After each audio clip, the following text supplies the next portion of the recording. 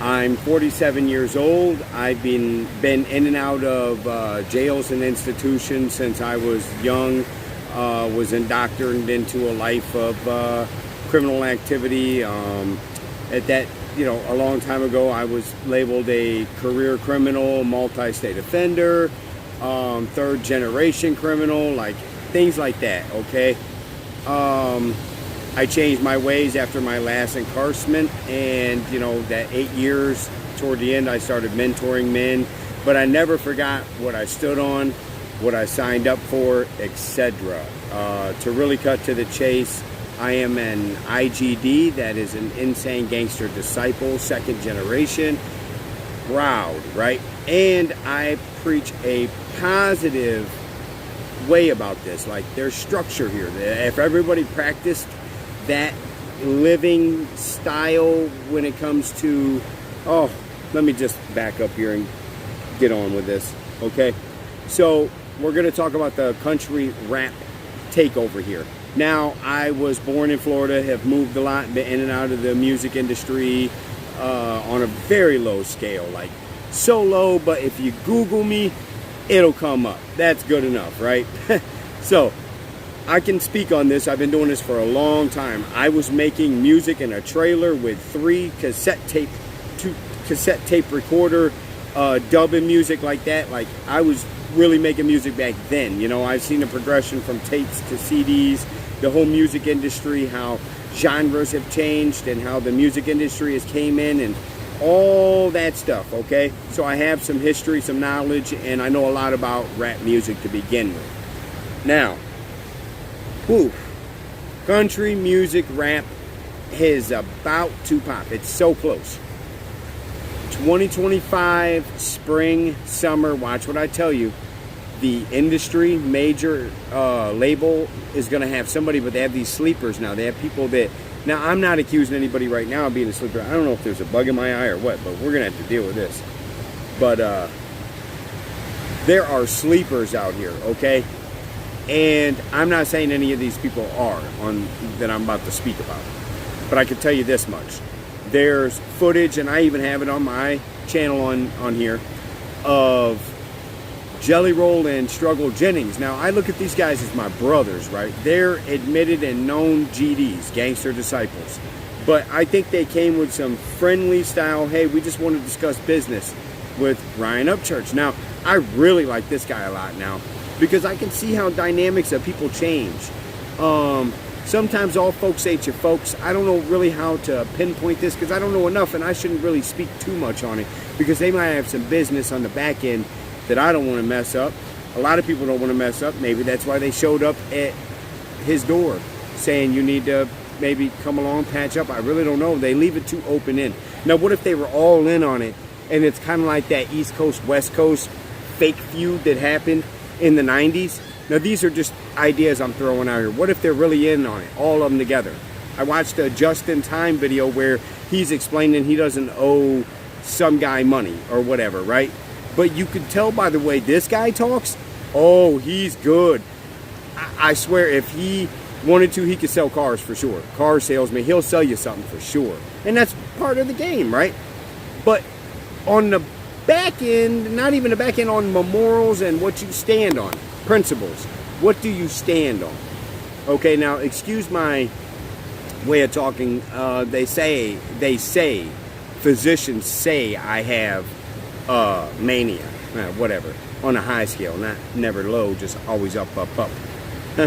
So, I believe these guys are really together in this all, but yet a couple of them ain't on board yet, and that's why they showed up like, hey, you hold a good little footprint, and you have some people behind you that really are die-hard followers of this on an ideology level. Now, I want you to think about something with music.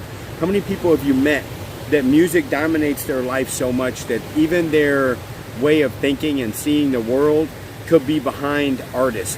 You know how many times I've heard rappers quoted, Biggie said this, Tupac said this, as if they're quoting something from the Bible, scripture. That means that culture is so deep in their brain that they're equating it as their ideology to tell someone, hey, such that said this and that's why I feel this way.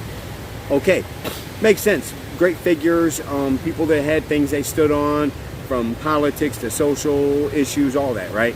Fine, pick your side, stand on it, whatever. But the country music rap scene, and I have a real big question for you, please, right now in the comments, and I can't see them, by the way. I can't see what's going on here. I don't even know if I'm still on. But if I am, just listen to me. So, in the comments, what does it take to be a country rapper? What does it take? What is the definition of a country rapper? Does it mean you're from the South? I can name, like, Adam Calhoun's not from the South. He's from, like, outside of Chicago or something, right? But he would be considered a country rapper? Okay, so why put in a box in some genre and demographic to begin with? Well, that's just going to have to happen, so you can find that listener that likes that style. It should be specific with music, not like with race, obviously. There's only one race, the human race, first off. So, now, what I don't get here is, boy, I go all over the place, don't I?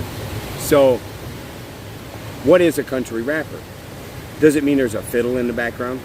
Does it mean you talk with a country accent? Hell, I could be the next country rapper, opening these cap rappers up like candy. That's what I want to know. What is it? What does it take to be a country rapper?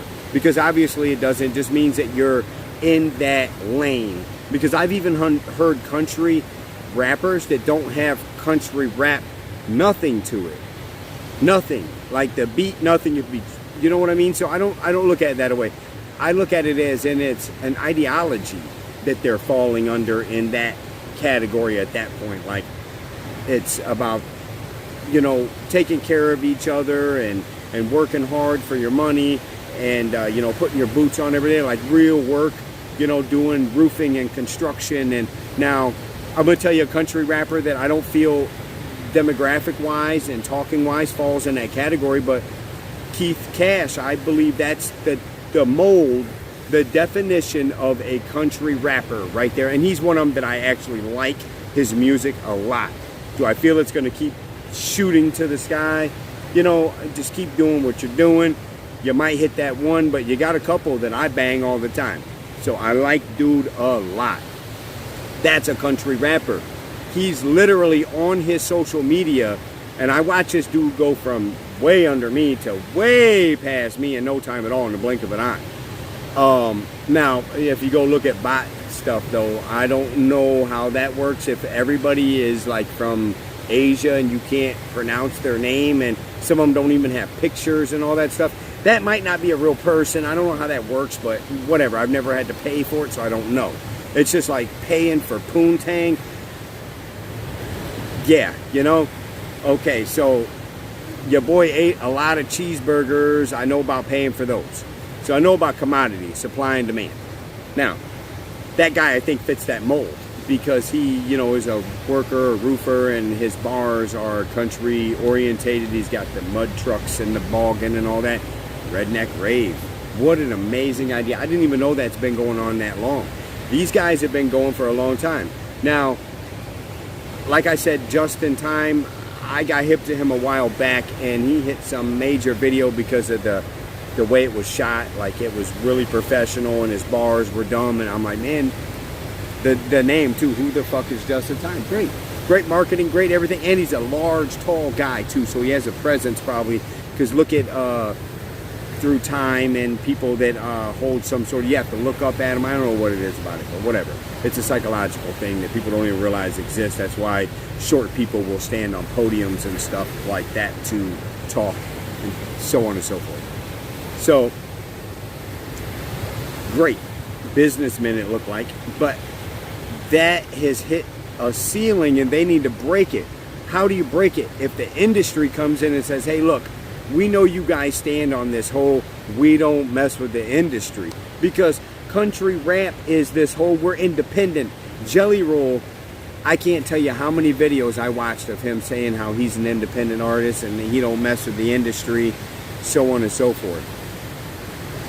And now he's in the industry. He's mega star, and I'm happy for him. And he's even said in videos, people should be proud of him and happy for him, and I am. Grand Ole Opry, Time magazine, I think, or something big like that. I mean, huge. Amazing. So at least he's still got his guys that he started with, right? Now, I want to backpedal way back. There was a artist he did time with in prison named Young Worm. And I believe Young Worm, lyrically and persona and everything, man, that's the definition of a Southern gangster rapper right there. Now, he was the best, I feel. Now, mind you, Haystack is my favorite artist of all time, hands down. I have a list of, my top 10 rappers. He's number one. Jelly Roll's been up there. He was number 2 for a long time. And then it just, over time, you change that list. But Haystack's never been taken off the top spot to me. Doesn't matter. Now, Young Worm, beast, animal, didn't care. In and out of the joint, lived what he said. Just like he says in his lyrics, you could Google his offenses. And I'll stand on that too. Google my offenses. Sorry. I get hype about when I think about dude. I wish I knew where his career could have went. Now, I've been looking and trying to find out how he passed away. I don't know the time frame of when he made the videos to when he passed away. But and there's a dark cloud over here. This might be a sign if it starts raining right now. Like, listen, guys, this man was telling the truth about the industry, and this is right after the first pop from the country rap music scene. That first big pop they had was right at this time, right? And I don't want to say too much, go look at the videos yourself if they're still on YouTube. Look up interviews with Young Worm, okay? And listen to things he's saying on there. And then I think it's shortly after, I'm not 100% sure, he just mysteriously passes away. Now, I know quite a bit about dude. I followed his career for a while, and he was a thug, a partier, like he went hard. There's video of him going and buying brand new vehicles off the lot, you know what I mean? Coming out of trap hotels, running fiends off. Like, dude's the truth, right? When you live that lifestyle, it's tough on you. It really is. I know firsthand. I was addicted to the streets, in love with the night for a long time. Still, the streets call my name and like tug at me and want me to come back. But I believe, maybe, I don't believe, I don't know. That's why I'm asking. If anybody does know anything about how he actually passed away, what happened to him, I would like to know. Leave a link or say something in the comments about it. Or if you know anything, even related to what I'm saying. Do you see what's going on here? These boys out shaking shit down. This is funny to me now. Now I'm going to get on it, okay? Listen, I built it up. I got it to where I needed it to be. Now listen, these boys out shaking them down. I know a shakedown. I've done plenty of them. I mean, shit, I'm usually the mouthpiece, and I got a big guy with me. You know what he does? He stands the whole time, and he stands right by the door. So he can check who's coming in and out of the door. But the problem I have here is, who leaves an open door behind their back if they're really seasoned? They got comfortable. That's the problem. They eat good. These men are eating good. There is no more, and I'm not even going to say the word because I'm not trying to equate it to them or to him specifically, but they're not hungry like they used to be, but they have to show face, and they never forgot about who they are. I got guys in my life still to this day. If I'm around them or something and shit went a certain way, you would see that part of them come back out of them again. And these are businessmen that own businesses that have lives and children and things to lose, right? They have things to lose, but they still have to show face. They have to keep things in order and keep the house in order. So apparently, I don't know if their house has been in disarray and they're trying to clean it. I'm just curious because at this point in my life, that's where I'm at. On here with y'all, curious too, like what's going on. Not to mention Ryan Upchurch. I really like this guy a lot. Go check out his YouTube channel, and while you're at it, subscribe to my YouTube channel. And if you're not following me on Facebook, follow me. And when this re-airs on Instagram and TikTok, please go on and follow me on there too, because this shit's all going the way I say it's gonna go. And it always does, just like your boy. Okay, so with that being said, I'm going to get off here, but I want you guys to do your own research. And if you can, come back in the comments, leave some links if you know any of them, of videos I can go watch so I can research this. Let's do this, man. Let's find out. Let's get to the bottom of this. What's happened here, man? This guy's been eating good, boy. They doing shakedown out here. It's funny to me. I'm really thirsty. The sea air will dehydrate you quick. So we're here in Hawaii, but we might be touching down in a town near you. Also, leave what city you're from. I'd like to know where you're from. So tell me what city you're from. It's your boy Don P, bidding you farewell. 1.